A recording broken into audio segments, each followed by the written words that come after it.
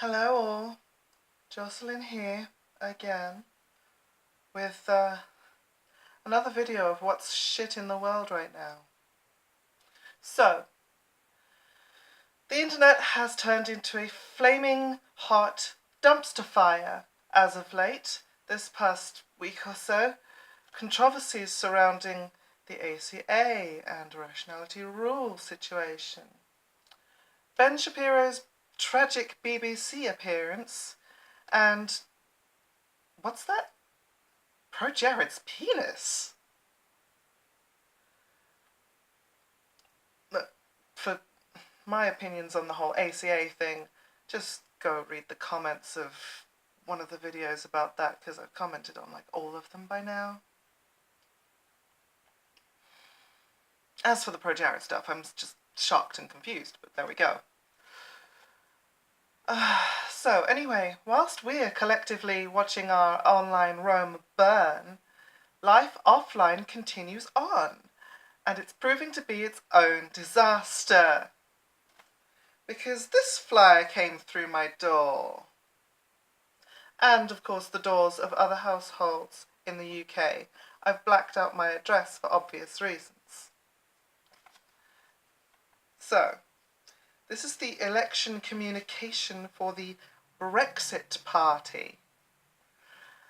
I knew this would be a piece of trash when I first saw this twat's face on the back. For those of you who don't know, this is Nigel Farrage, leader of the new Brexit party, a member of the European Parliament. Get your head around that little juxtaposition of opposites there. He represents South East England, and he's the former leader of the UK Independence Party, which is political jargon for xenophobic bigots. Now, he's something of a political one-trick pony, only having one position, advocating getting the UK out of the EU, which, however popular or unpopular a position that may be, is still a really poor and ill thought out position to take. Why?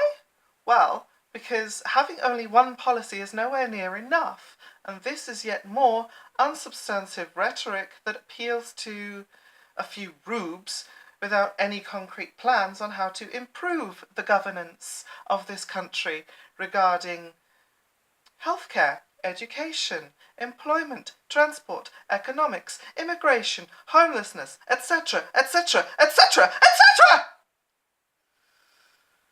Just saying we'll be better off without Europe, and then making no actual fact-based substantiated claims is not good enough by far.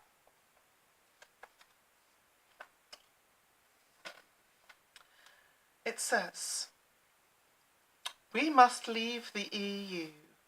These European elections were not supposed to happen. In June 2016, 17.4 million voted to leave the EU.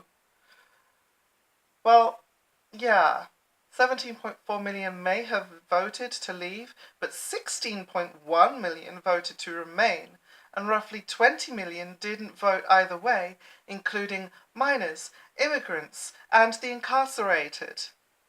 So the majority of the population of the UK didn't actually vote for this. Also, take into account that the majority of Scotland and Northern Ireland returned a vote of remain, and you start to see why this is such a divisive issue. Also, why this is sneaky statistics manipulation.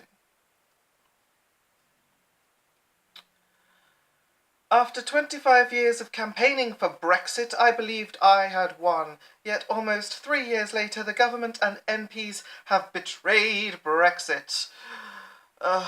Look, the government can't get its shit together because it's not as clear-cut black and white as Farage pretends.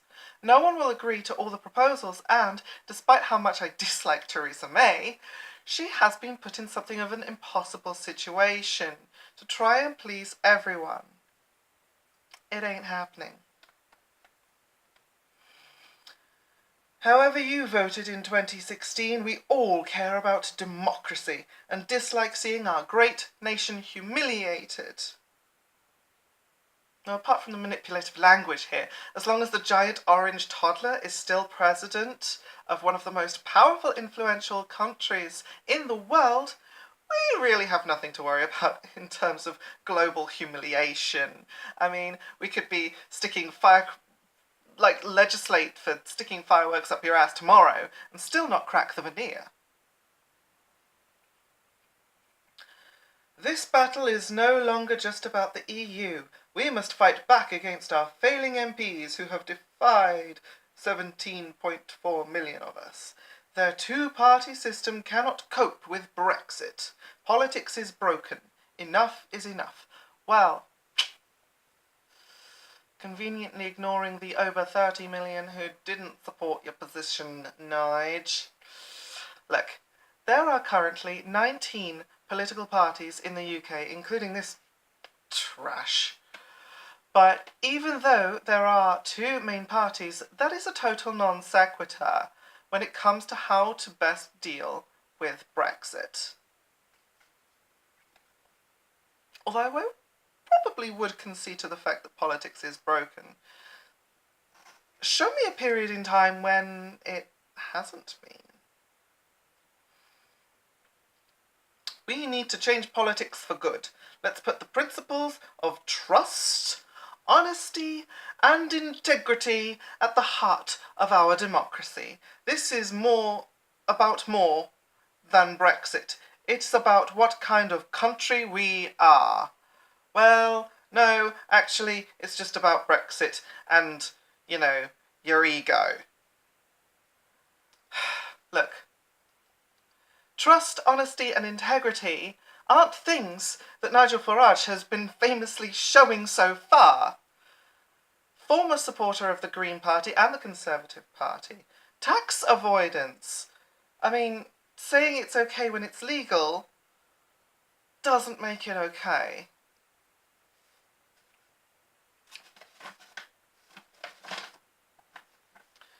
We've got more statistics here. 83% of Labour MPs back a second referendum because some of their constituents want another referendum. 92% of Brexit voters feel betrayed. So only about 70% of the population of the UK then. 498 MPs promised to honour the result, but by that logic, and using only the numbers I have available, 152 didn't. So granted, more did than didn't, but still, it's more difficult than anyone expected, and it takes time. Like, just because it hasn't been fulfilled yet doesn't mean it never will be.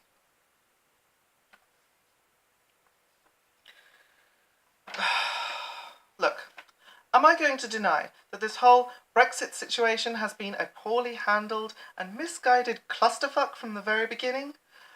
Of course not. But I do think that this is not the right group for the job because of their biases. Am I concerned that this Brexit party will propose a real big problem in terms of numbers of seats?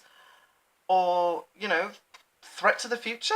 Again, really, no. But my job here is simply to call out the shit that's going on in the world, because this kind of attitude is short-sighted with a side helping of xenophobic. The problem here is pushing a blame game narrative, pointing fingers rather than offering real solutions, much like the rest of the political parties. Am I right? Look, it's not like UKIP is better off now without you.